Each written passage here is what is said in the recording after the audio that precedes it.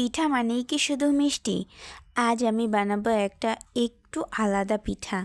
এই পিঠাটা আপনি আগে দেখেছেন কিনা জানি না, কারণ এর নাম আমি নিজেই রেখেছি ডিম ঝাল পিঠা। এটার কোনো প্রচলিত নাম নেই। আমি নিজের মতো করে দিয়েছি এই নামটা, ডিম ঝাল পিঠা। খেতেও কিন্তু খুবই মজাদার। তো আসসালামু আলাইকুম এভরিওয়ান, আশা করছি আপনারা সবাই ভালো আছেন। আজ আপনাদের সাথে শেয়ার করব আমার এই নতুন রেসিপিটি, যার নাম আমি নিজেই দিয়েছি ডিম ঝাল পিঠা। তো চলুন শুরু করা যাক। আমি এখানে চালের গুঁড়া নিয়েছি। চালের গুঁড়াটাকে সামান্য গরম পানি আর লবণ দিয়ে প্রায় 1 থেকে 1.5 ঘন্টার মতো এভাবে ভিজিয়ে রেখেছিলাম। এবার আমি এর মধ্যে দিয়ে দিলাম আটা। এরপর দিচ্ছি একটা ডিম।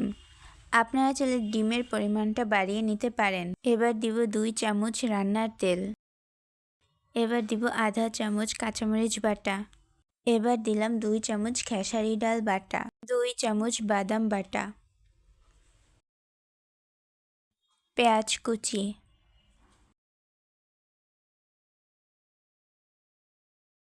ধনিয়া পাতা কুচি, স্বাদ মতো লবণ, হলুদ গুঁড়া, জিরার গুঁড়া, ধনিয়ার গুঁড়া। এবার দিব সামান্য পানি। এবার দিলাম মরিচের গুঁড়া। এবারে সবগুলোকে ভালোভাবে মিক্স করে নিব।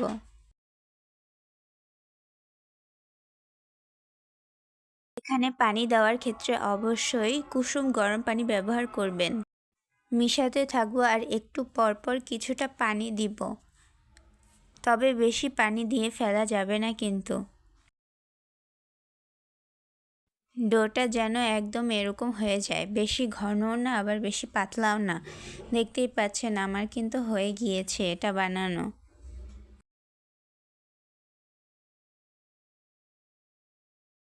এবার চুলায় একটা কড়াই বসিয়ে দিলাম। কড়াইটা ভালোভাবে গরম হয়ে যাওয়া পর্যন্ত অপেক্ষা করতে হবে। কড়াইটা গরম হয়ে গেলে এর মধ্যে আমি দিয়ে দিব রান্নার তেল। এবার তেলটাকেও ভালোভাবে গরম করে নিচ্ছি। তেলটা কিছুটা গরম হয়ে যাওয়ার পর আমি এখন পিঠাটা ছেড়ে দিলাম। দেখতেই পাচ্ছেন আমার পিঠাটা কিন্তু ফুলে যাচ্ছে। এক পাশ থেকে ফুলছিল না, তাই আমি ওইটা আবার তেলে চুবিয়ে দিয়েছিলাম, সেজন্য আবার ফুলে গিয়েছে। তো আমি পিঠাটা উল্টিয়ে দিলাম।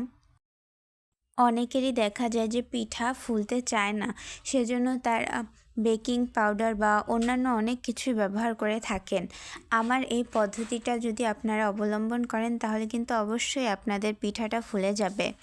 আর আমি কিন্তু কোনো প্রকার বেকিং পাউডার ব্যবহার করিনি, তারপরে দেখতেই পাচ্ছেন আমার পিঠাটা কি সুন্দর ফুলে গিয়েছে। আমার এই পিঠাটা বানানো হয়ে গিয়েছে, এবার আমি এটাকে উঠিয়ে নিচ্ছি। আমি আপনাদেরকে আরও একটা পিঠা বানিয়ে দেখাচ্ছি। অবশ্যই পিঠা বানানোর সময় আপনাদের যে ডোটা আছে সেটাকে একটু পরপর নাড়া দিয়ে নিতে হবে। পিঠা দেওয়ার আগে অবশ্যই নাড়া দিবেন একটু পরপর। আমার এই পিঠাটাও ঠিক কতটা সুন্দর দেখেন ফুলে গেল।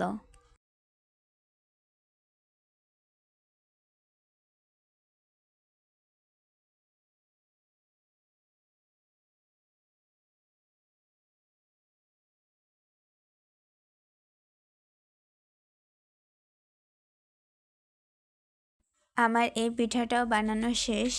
দেখছেন কতটা সুন্দর দেখাচ্ছে, একদম ফুলে গিয়েছে। কোনো প্রকার বেকিং পাউডার ছাড়াই কিন্তু এই পিঠাগুলো ফুলে গেল। দেখতেই পাচ্ছেন আমার আরও একটা পিঠা কিভাবে সুন্দর, কত সুন্দরভাবে ফুলে গেল।